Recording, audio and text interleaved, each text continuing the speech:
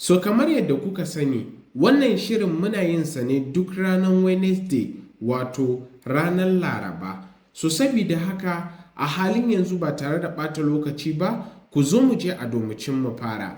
So kamar yadda kuke gani, da farko zaka zo 3 dot idan kana amfani da waya.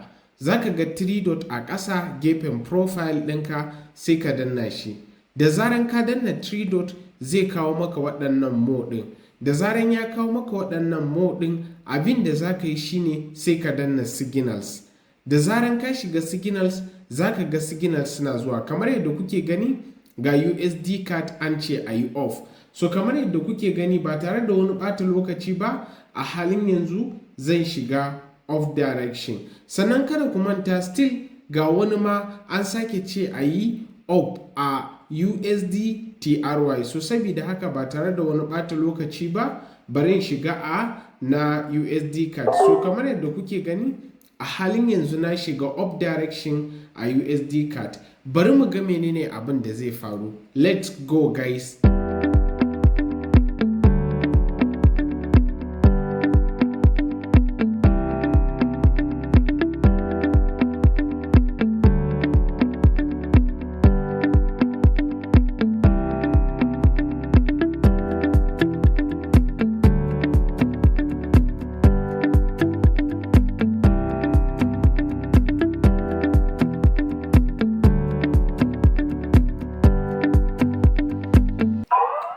Alhamdulillah, masha Allah. Ba kullum ba ne ake samun 100%, amma matukar har kana rayuwa, wata rana za ka samu abu mai kyau. So kamar yadda kuke gani, a halin yanzu mun samu ribar dala 186. Alhamdulillah, masha Allah. Sannan mun tsira da 7 point, only 7 point. So sabida haka mun yi winning ɗaya. Let's go, bara mu je mu sake dubo wani signal. So kamar yadda kuke gani, signal ɗinmu na gaba akan NZD USD. So guys, ba tare da ɓata wani lokaci ba, na shiga a down direction instantly. So kamar yadda kuke gani, let's go, bari mu ga menene abin da zai faru.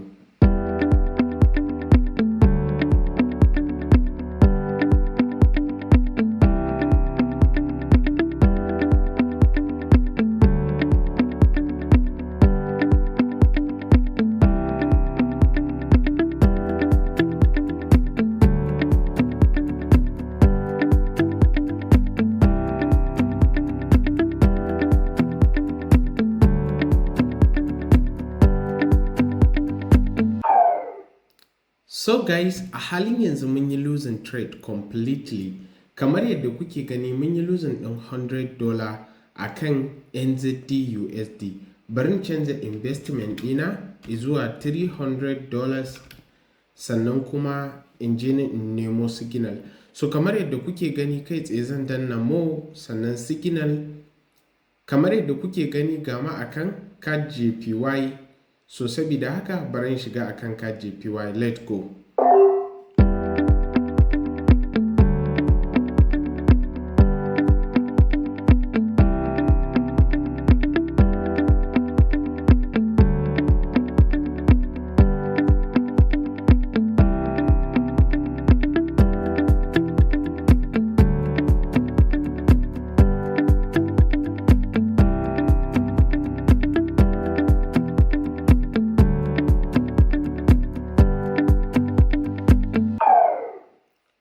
Oh my god.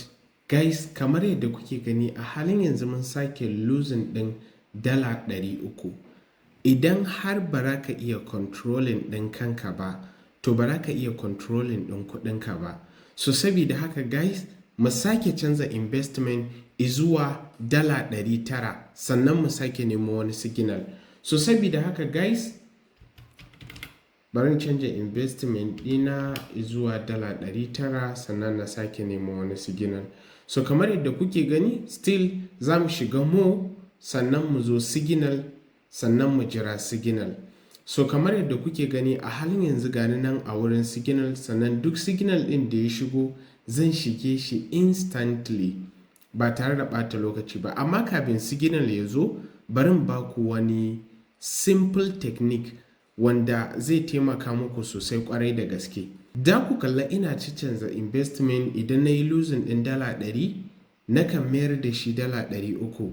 Wannan shi muke kira da martingale strategy. Idan ka yi losing ɗaya sai ka yi times 3. Idan ka yi winning times 6. Times 3 shine bashin da ka ɗauka na times 3 a cikin account ɗinka. Idan kuma ka ɗauka saura 3 ɗin nan da ya rage, na farko za ka recovery ɗin losses ɗinka, na biyu za ka samu riba, na uku ka ƙara growing ma account ɗinka. Wannan shine dalilin da yasa nake tripling account ɗina, wato duk investment ɗina nake tripling. Sannan kada ku manta wannan yana da ƙa'idoji da dokoki. So kamar yadda kuke gani a halin yanzu ina da dala 3,300 a cikin account ɗina. Idan kana da dala 300 a account ɗinka ko dala 500 ba zai yiwu ka ringa saka investment ɗin da nake sawa ba. A nan zan bayar da wani technique ga masu manyan account da kuma ƙanana. Kamar yadda kuke gani idan kana da dala 100 a cikin account ɗinka, daga dala 100 don fara daga dala 100 ne, banda masu dala 10, dala 20 kuma za ku iya farawa. Amma minimum daga dala 100 ya yi ƙasa, kada ka yi amfani da abin da ya haura dala 1. Dala 1 yana kusan 1,500 ne a investment ɗinka. Sannan idan balance ɗinka bai haura dala 1,000 ba, wato daga dala 1,000 ƙasa, kai ma kada ka yi amfani da abin da ya haura dala 1. Wannan dala 1 idan ka sa shi as investment, idan ka yi lose sai ka yi times 3. Ina fatan kun fahimci wannan. So wannan na baku shine kyauta, sannan kuma kamar yadda kuka sani koyarwa na duka kyauta ne. Abin da za ka yi kada ku manta ka je ka Telegram channel ka yi sacin kasuwar Forex. Da zaran ka yi sacin kasuwar Forex akwai bidiyon da na ajiye musamman a domicin na koya muku yadda za ku yi ku fara trading step by step. Sannan kada ku manta duk ranar Laraba ina sake sabon bidiyo irin wannan na yadda za mu yi amfani da Quotex broker mu ringa samun kuɗi daga dala 10 zuwa dala 500. So saboda haka kada ka bari a barka a baya. Kada ka taɓa bari a barka a baya. So saboda haka wannan shine sabon technique da zan faɗa muku. So kamar yadda kuke gani a halin yanzu ga signal akan Bitcoin an saka duration 5 minutes. So ga kuma na USD INR, barin shiga USD INR now. So kamar yadda kuke gani USD INR an ce a yi off. So kamar yadda kuke gani immediately na danna off, sannan ga kasuwa ta fara ƙoƙarin motsawa. So saboda haka alhamdulillah da alamun wannan trade ɗin yana da kyau. So saboda haka barin cancel sannan mu ga menene abin da zai faru. Let's go.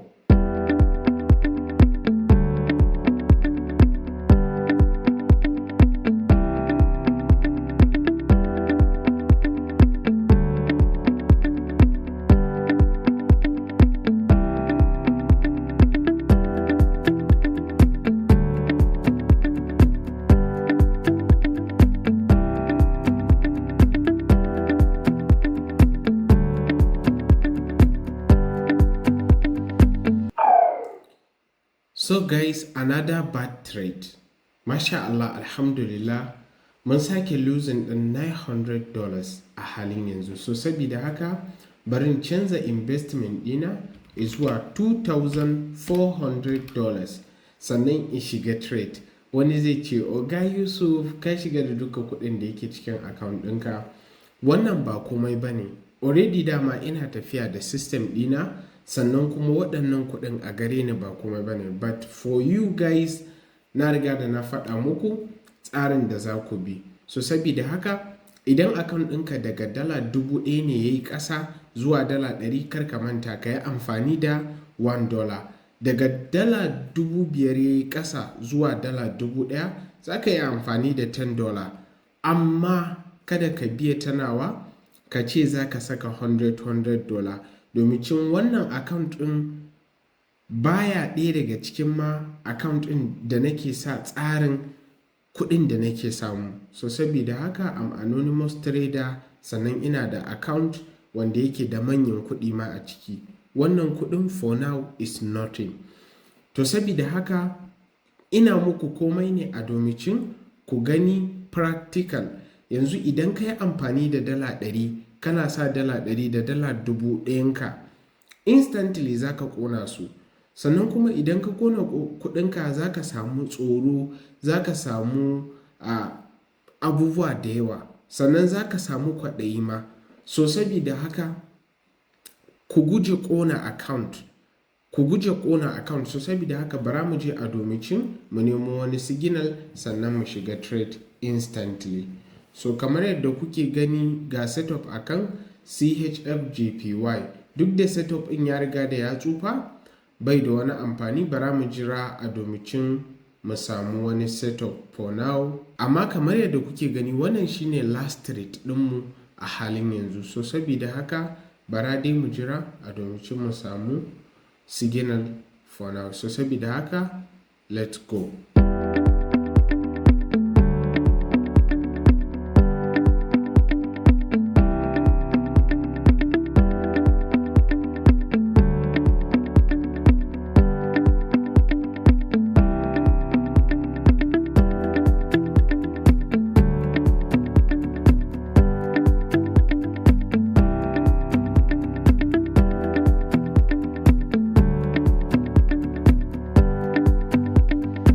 So guys, kamar yadda kuke gani ga mu akan AUD CHF. So saboda haka bari mu je up direction akan AUD CHF. Let's go.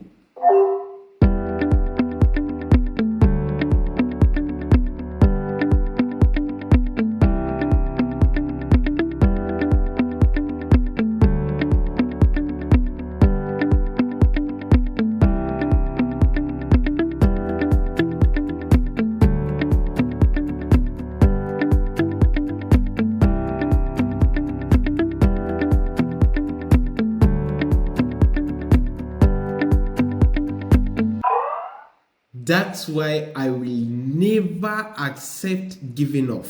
I'm here to win. Guys, alhamdulillah. Kamar yadda kuke gani a halin yanzu gashi mun yi winning wannan trade din kamar yadda kuke gani. Sannan idan za ku iya dubawa za ku ga cewa waɗannan su ne irin losses ɗin da muka yi ta going through. Kamar yadda kuke gani, da farko mun yi loss na $100, muka zo mu muka sake yi loss na $300, sannan mun sake yi loss na $900.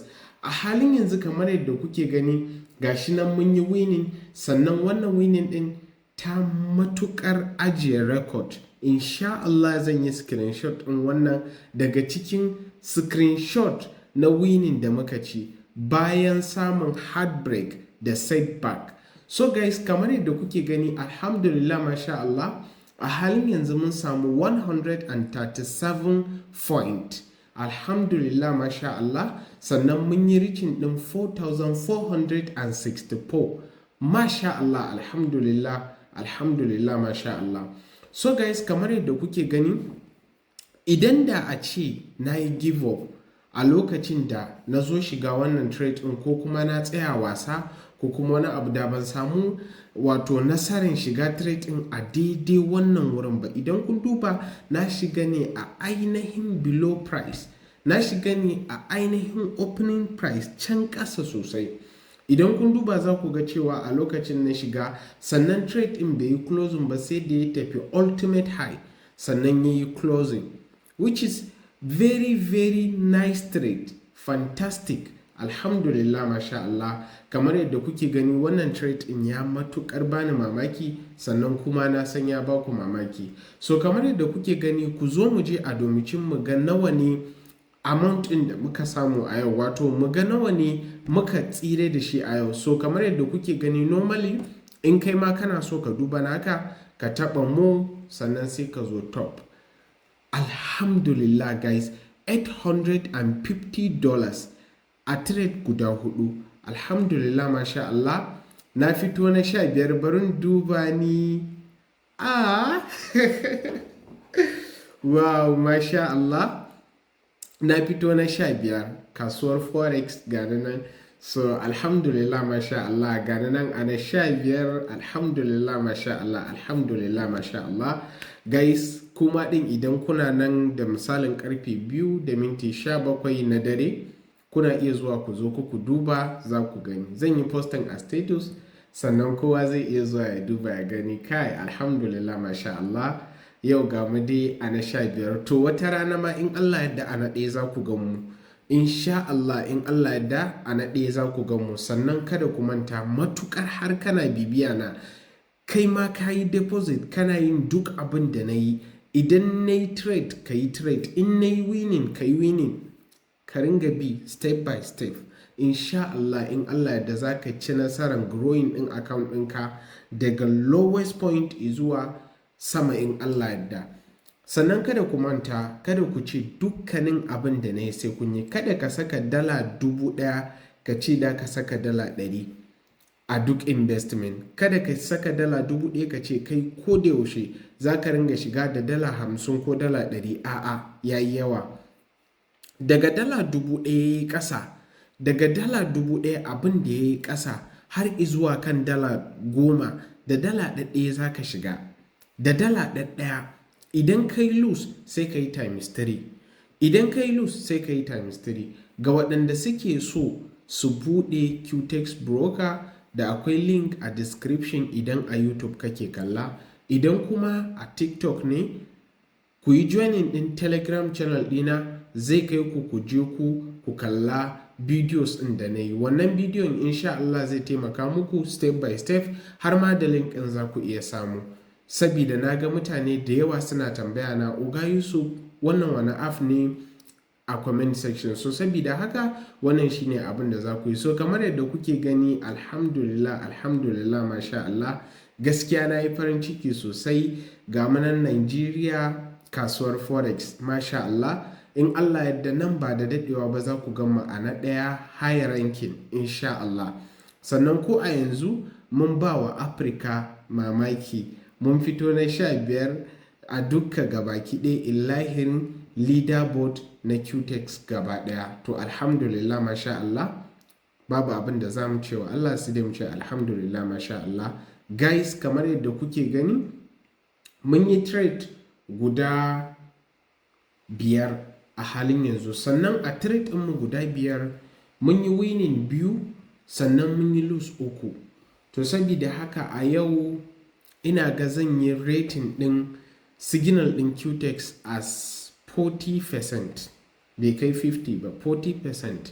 Za mu yi rating ɗinsa as 40%, 40% win rate. So sabida haka wannan yana ɗaya daga cikin abubuwan da nake sa hope ɗin Quotex za su gani su ma su sake improving. Sannan duk da haka 40% ba shi zai hana ka yi succeeding ba. Yawan winning ko kuma ka ce yawan win rate ba shi yake sa ka ji lalle kai ka samu riba ba. No, even 40, 50, even 30 safe, ni for me even 30 ya ishe ni na yi succeed. Ba sai lalle ka ci 100% ba a forex kamun ka yi succeed. So sabida haka wannan shine, na san kun amfana da abubuwa da yawa a cikin bidiyon nan. Mu haɗa a sati na gaba. A sati na gaba still muna nan tare, kuma za ku gani zan yi trade step by step in Allah yadda. Allah Ubangiji ya bada sa'a. See you in the next video.